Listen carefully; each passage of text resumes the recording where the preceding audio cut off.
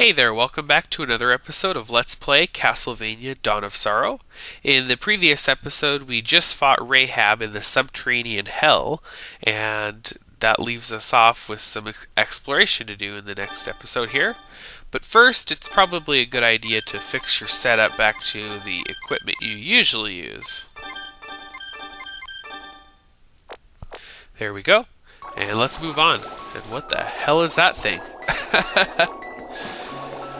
Oh, ooh, a whole bunch of guys. Well, I choose you, Merman, as my first victim.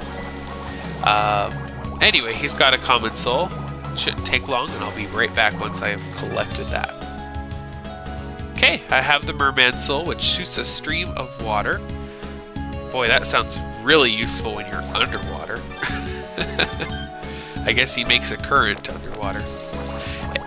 Yeah, pretty much. Here we go. Not very useful in my opinion. Anyway, next up is Fish Head. Just semi-rare soul to collect, no item drops, so this shouldn't take long either. I'll be right back. Okay, I've got the Fish Head soul, which allows you to throw Fish Head's head. Kind of sounds paradoxical almost.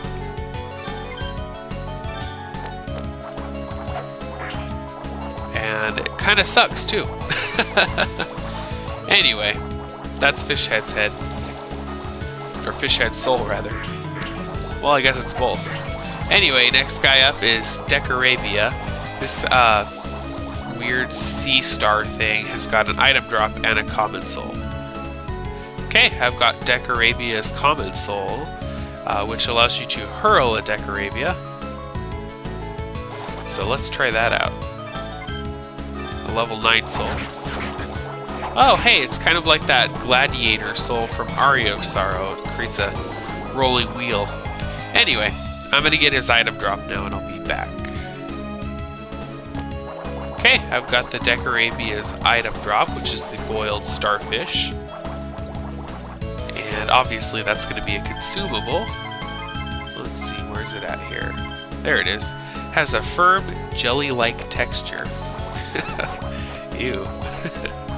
I'm a fan of seafood, but I don't know if I would eat boiled starfish. I've seen live starfish and they don't look very tasty. Anyway, let's continue down here. Oh, there's another new guy. These are needles. It's got an item drop and a semi-rare soul. I will try to get both of those and I'll be back once I have them. Okay, so far I've got Needle Soul, which summons Needles as a familiar. Yay for familiar souls, I guess, if you're a fan of those. I generally don't use them. But as you can see, this one just kind of follows you around like a ball and chain. It's almost like you're married to it. And, okay. Yeah, it's more there. Obviously, it's more of just protecting you from behind than an actual active thing. Anyway, got 2,000 bucks there, and I guess I will continue farming for its item in the meantime. And I'll be back once I have that. Okay, I've got the item from the needles, which is the meat strip, and that's obviously consumable. So we'll take a look at that here. Where's it at? There it is. Restores 29 HP.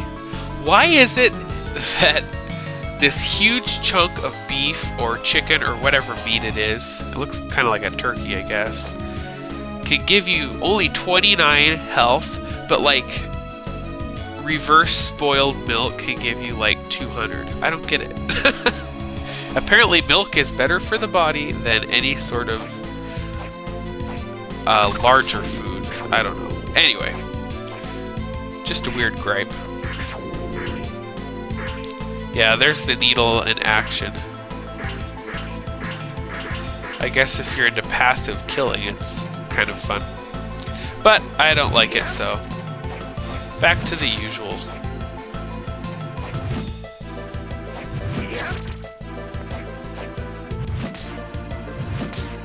Kill more fish heads, and let's see. Oh, another new guy. Oh man, he almost nailed me.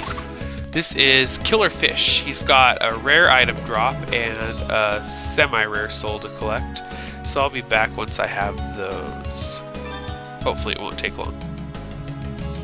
Okay, so far I have Killer Fish's soul, which launches torpedoes in water. And thankfully we are in water, so let's try it out. It's a level 3 soul. Oh, heat-seeking fish. Anyway, I'm gonna try to get his item drop, and I'll be back once I do.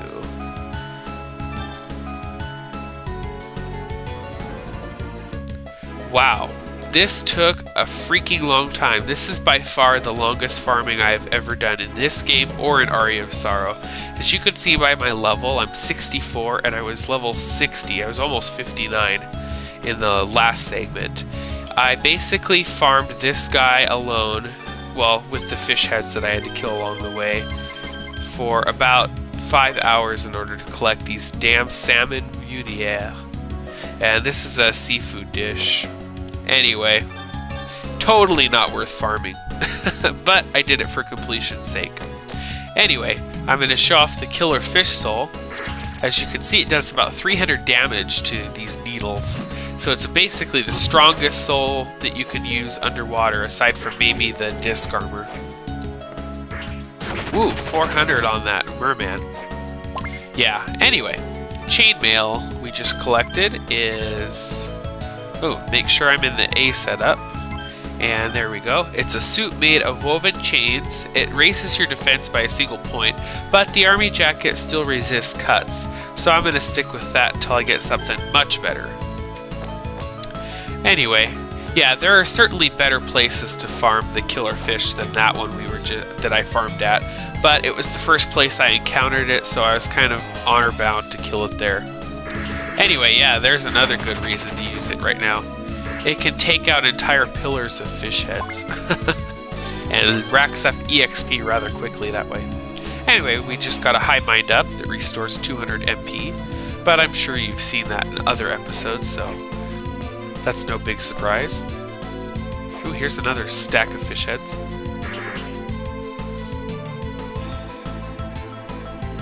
I just love its heat-seeking ability. You can basically kill things from a distance if you want.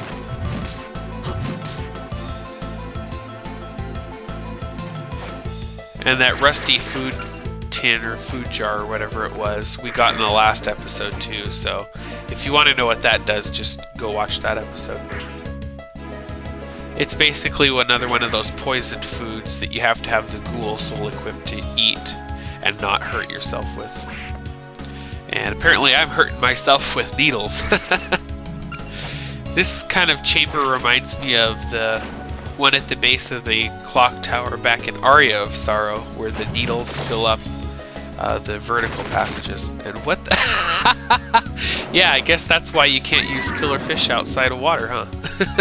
Anyway, we just got the Pro Cell as a new monster, and it's got a very rare soul, which I'll collect off screen.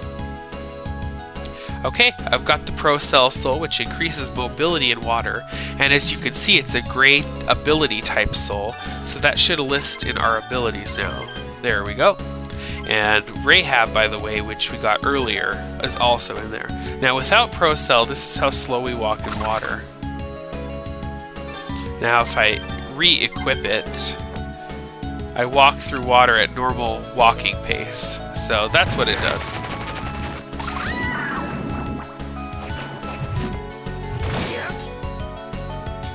Anyway, off to the left we've got another new enemy, the Frozen Shade.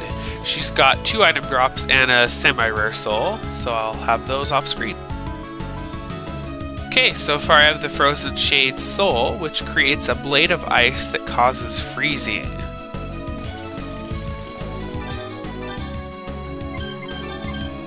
And that's a level 3 soul. Oh, okay. It basically is kind of like the fire soul that Dario used in a previous battle. Anyway, I'll get her items. Alright, I've got Frozen Shade's items now, which are Ice Cream and the Aquarius. Now ice cream, oh, there's cream soda, cream puff. I keep seeing cream. Ice cream is a thick vanilla ice cream loaded with egg yolks. Egg yolks? What the fuck? Oh, that's the Japanese for you. Anyway, Aquarius, a water-resistant robe that is imbued with elemental power. As you can see, it boosts defense by 4 points, and it gives a boost to water, so I'm going to use that for now, since we're in a water-based environment. And looks like down here we have another one of those impassable doors for now. So I think we're going to have to call it a video here, since I'm running out of time very quickly. Anyway, thanks for watching, and we'll continue the exploration of the Subterranean Hell next time. Until then, stay safe, and we'll see you soon. Bye-bye.